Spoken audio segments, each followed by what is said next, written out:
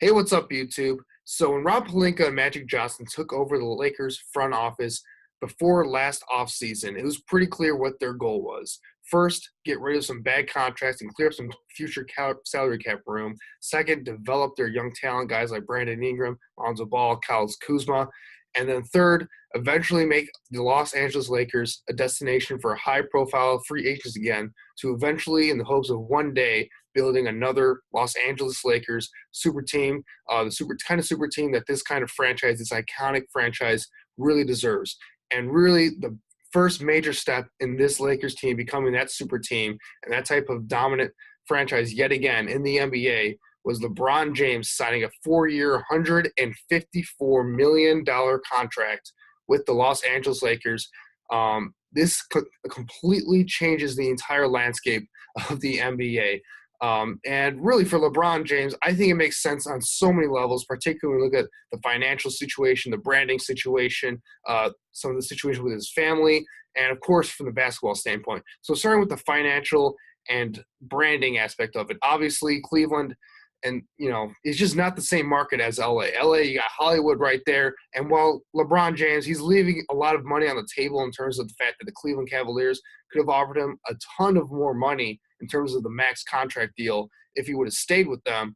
With the Lakers, with the endorsements, like I mentioned, and Hollywood right there, LeBron James, he wants to really expand his brand into movies, into television, and things of that nature. I think it makes really 100% a lot of sense. I think he's going to make up for a lot of that money that he left on the table with the smaller contract here, and it's still like he's not making like chump change or anything. That he's making a 4-year, $154 million contract. I mean, that's max money as it is. He's signing a max contract there, so he's still making a ton of money in this situation. It really makes sense for him as a businessman to really expand his brand to make him more of a global brand that he already is right now. From a family standpoint, his oldest son, I believe he's entering high school. I may be wrong on that, but he's basically entering that age where a lot of NCAA and college scouts are going to be looking at him really heavily now. He's really at that age where you want him to be in a comfortable environment where he's not afraid that he's going to be moving around from city to city right there. And LeBron James, he's really been known as a guy that really likes to watch his son play. So in an area like LA, they already have a home there. They're already comfortable living there. I think it would make a lot of sense for him to be in an environment like that where he can watch his son play locally. And he's in a spot where, I mean, who doesn't want to grow up in LA? It's a great spot to live.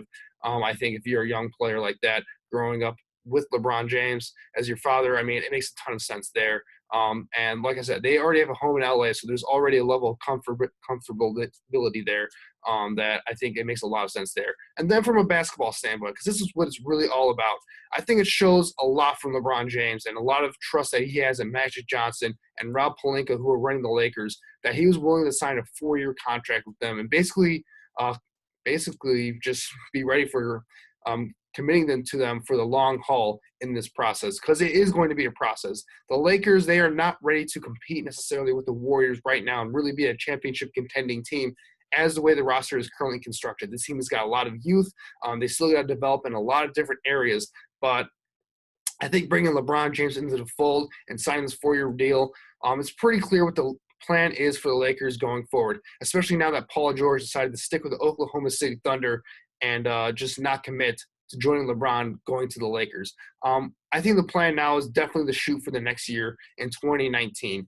Because when we look at it, when we look at some of the other moves that the Lakers have made, obviously they have guys like Brandon Ingram, Kyle Kuzma, Lonzo Ball, some young guys that can really develop and be some nice young players for them to develop with. And you look at some of the other moves that they've made, bringing guys like Rajon Rondo, Lance Stevenson, Kentavious Caldwell-Pope, JaVale McGee, bringing those guys in on 1-year deals. It's pretty clear what they're doing. They're saving up as much cap space as possible to make it run at a guy like a Kawhi Leonard, Jimmy Butler, Klay Thompson, all the other free agents that are going to be available for them in next offseason in 2019. That's what they're really going for. So LeBron James, bringing those guys in there right now with LeBron James, they can start to develop their winning culture back into this organization, back to this franchise right now. Their young guys can continue to develop. I especially like the signing of Rajon Rondo here because Lonzo Ball really does need a push to really streamline his development and really get him to really start to develop at a higher level, I think. And Rajon Rondo, what better player to kind of bring in to push a guy like Lonzo Ball?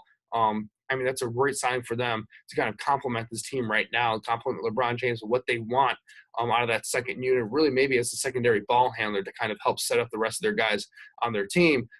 Just a lot of really smart, aggressive moves I think that the Lakers are making in this, free agency period right now. And it all starts with LeBron.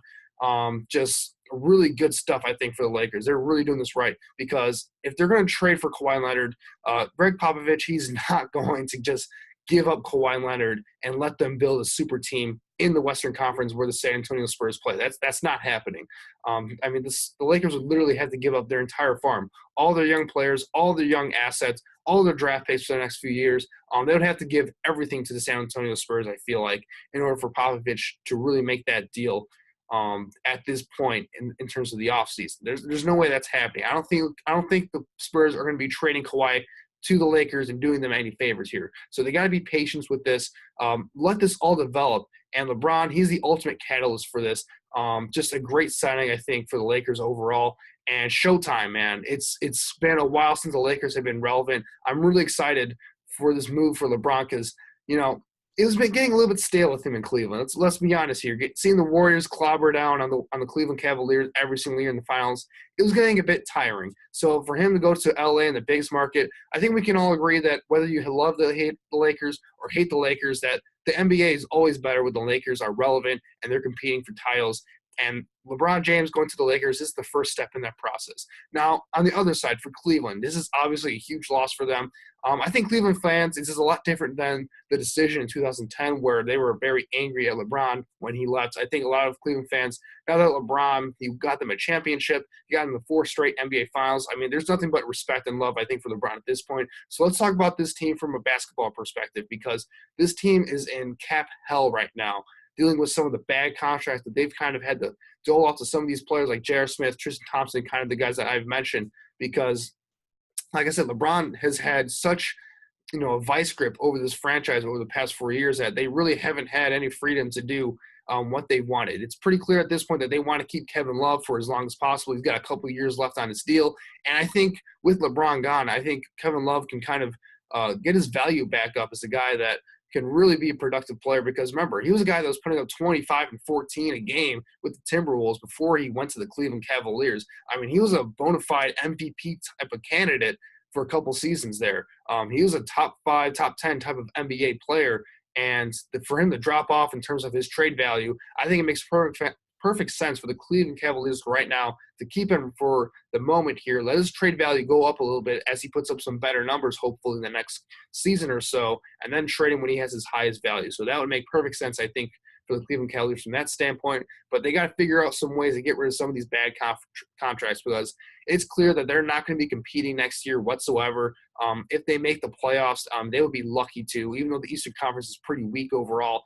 I just don't see enough talent on this roster right now and enough young talent for this team to really develop. Hopefully Colin Sexton could be the guy for them going forward, but it's a bit of a tricky situation, I think, for Cleveland overall. It definitely hurts that LeBron's leaving, but again, what can you do? I mean, he gave you 4 really good years, I think, and you just got to be happy with that and just move on to the next phase of this organization. Hopefully get this rebuild started in the right way. So the last thing I wanted to talk about for this video, obviously, LeBron James going to the Los Angeles Lakers, it really changes up the entire dynamic in the league.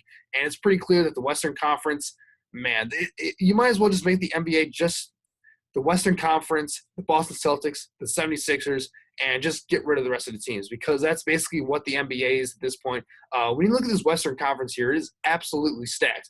And like I said, LeBron James, he definitely brings some legitimacy to the Los Angeles Lakers at this point, but I don't believe they are contenders yet. I do not believe they are definitely not at the Warriors level at this point. I think the Rockets are still a better team at this point, even though they just lost Trevor Ariza to the Phoenix Suns. I still feel like they have a lot of talent there still. So I feel like they're still a step below the Rockets at this point too, and they're kind of stuck in the second tier or maybe third tier if you really put the Warriors above the Rockets, depending on how you feel about some of the offseason moves that they've made so far in free agency. But when you look at the Western Conference here, they're kind of stuck in the second tier, I believe, when you got the Portland Trail Blazers, the Oklahoma City Thunder, the New Orleans Pelicans, who I think will have a very good year next year, led by Anthony Davis. I like the Denver Nuggets personally quite a bit. The Utah Jazz are a very, very good team, a very underrated team.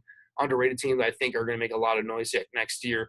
There's a lot of talent in this Western Conference right now. And if I'm missing a team, please let me know, because I feel like teams like the Dallas Mavericks, Memphis Grizzlies can compete next year, even though they had some really down years last year. The Phoenix Suns, I feel like they're ready to kind of take that next step and be a competitive team once again. The San Antonio Spurs are still sticking around. They're still going to be a very competitive team, with or without Kawhi Leonard. I mean, we'll see how that situation kind of unfolds, but I mean, the San Antonio Spurs are still going to be a very competitive team overall. So this Western Conference right now is just absolutely stacked. And I think the LA Lakers, they kind of fit that second tier right now where, they're a legitimate playoff team. They're going to make a lot of noise in the playoffs at this point, but I'm just not ready to really call them championship contending teams quite yet. They need to add another star talent because they just don't have that guy right now. Brandon Ingram's a nice player. I like him a lot. I think he's going to be a nice stud at some point in the future. He's just not there yet. Kyle Kuzma, he can definitely score. He's got a lot of potential. Again, he's not there yet. And Lonzo Ball, he had an up and down rookie year, but I still believe he's got quite a bit of potential.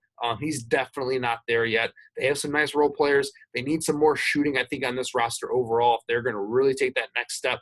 But this is a great step one. If you can add the best player in the league to your team with this young roster and some of the veteran guys that they've added, the Los Angeles Lakers, Showtime, I think it's on its way back in LA, and I'm really excited to see what they do next season. But let me know what you guys think in the comment section below. LeBron James going to LA, how big of a deal is it going to be for the NBA? Let me know in the comment section below what you guys think. Please leave a like and subscribe for more videos such as this. Thanks, guys, for watching.